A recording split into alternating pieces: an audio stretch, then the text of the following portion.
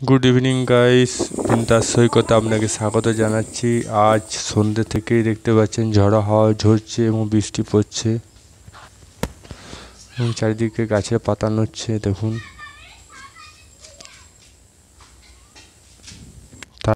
বন্ধুরা, বিন্দাস সৈকতে আপনাকে স্বাগত জানাচ্ছি। এই গরমে সত্যি কথা বলতে বাইরে ভিডিও করতে পারছি না, সেই জন্য আমি আমার দ্বিতীয় চ্যানেলে ভিডিও দিতে পারছি না। তো আমি ভাবলাম আজকে একটা ফুড ব্লগ করা যাক, যেটা বাড়িতে করা হচ্ছে অনেক দিন পর। আলুর পরোটা এবং তার সাথে মিক্স করা হচ্ছে ডাল, মানে আলু ডাল দিয়ে পরোটা করতে চলেছে। তো ভিডিওটা সাথে থাকো এবং শেষ পর্যন্ত দেখো, স্কিপ করো না। এই ছোট্ট ছোট্ট পায়ে চলতে চলতে ঠিক পৌঁছে যাবে। সবার প্রথমে আলুগুলো ছোট্ট ছোট্ট পিস করে কেটে রাখলাম যাতে সেদ্ধ হতে সুবিধা হয়। তারপর মটর ডালটা জলে ভিজিয়ে রাখলাম 5 মিনিটের জন্য। তারপর কুকারে সমস্ত আলুগুলো দিয়ে দিলাম। তারপরে রাখার পর ডালগুলো যেগুলো ভিজানো ছিল সেগুলো দিয়ে দিলাম। এবার ঢাকনা লাগিয়ে প্রেসার কুকারটা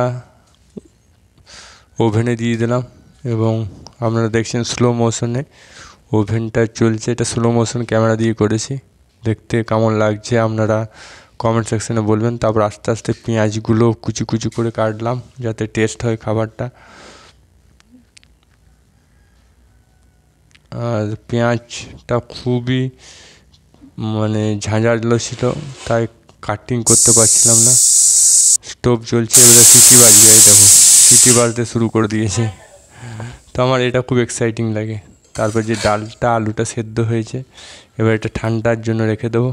আর তারপর পেঁয়াজ যেগুলো বেঁচে ছিল সেগুলোকে আলাদাভাবে ভাজবো।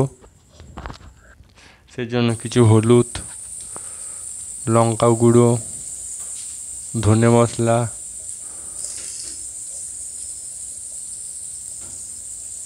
সমস্ত ধরনের মশলা ইউজ করবো, জিরে মশলা এবং মশলা দেওয়ার পর সেটাকে ভালো করে নেড়ে পুর জন্য মশলাটা ভালো করে নেড়ে দেবো যাতে টেস্টটা ভালো হয়। ততক্ষণ নাড়বো যতক্ষণ না এটা ভালো করে ফ্রাই হচ্ছে।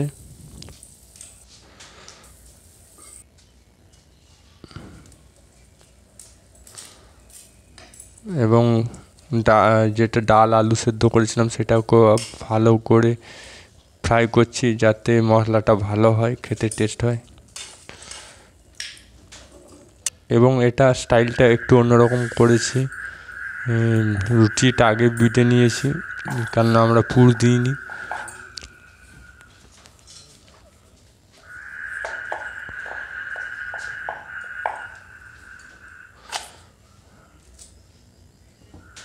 এবার পুরটাকে আমরা সেই মোগলাই পরোটা স্টাইলে করছি, যে আলুর পরোটা করছি কিন্তু মোগলাই স্টাইলে। মোগলাইতে যেমন 4 রকম ফোল্ড করা হয় 4ভাবে, সেইটা স্টাইলটাই করছি।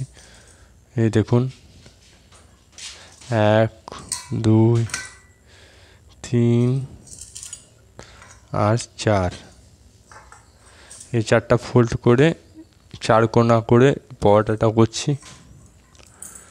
আপনারা কমেন্ট বক্সে লিখে জানান এইভাবে পরোটা কে খেয়েছে। পরোটা ভাজা হয়ে গেছে, দেখুন রেডি হয়ে গেছে। কালারটা খুব সুন্দর হয়েছে, দেখতে খুব সুন্দর লাগছে, লালচে লালচে ভাব এসছে। ভালো করে তেল দিয়ে ভেজে নিচ্ছি তাওয়াতে। রঙটা ফুটে উঠেছে, আপনারা দেখছেন। ক্যামেরাটা আমি কাছে নিয়ে যাচ্ছি। এবার দেখুন কত সুন্দর খেতে লাগছে, কি নরম। আর ভিতরে মশলাটাও দেখাচ্ছি, এই দেখো ভিতরে মশলাটা। তো পেট ভরে যাবে যদি সকালবেলা টিফিন বা সন্ধেবেলা টিফিন যদি করতে চান, এটাতেই পেট ভরে যাবে, কিছু করার দরকার হবে না। তাড়াতাড়ির মধ্যে খুব সহজে এই টিফিনটা আপনি করে নিতে পারবেন বাড়িতে। দাঁড়ান আমি একটু খেয়ে নিচ্ছি। হ্যাঁ এই দেখো পেটুক মশাই খাচ্ছে, গপ গপ করে খাচ্ছে। ভিডিওটা এইটুকুই, আবার দেখা হবে নেক্সট ভিডিওতে। ততক্ষণ লাইক কমেন্ট সাবস্ক্রাইব এবং আর যদি ফেসবুকে হয় তাহলে ফলো করে রাখবেন।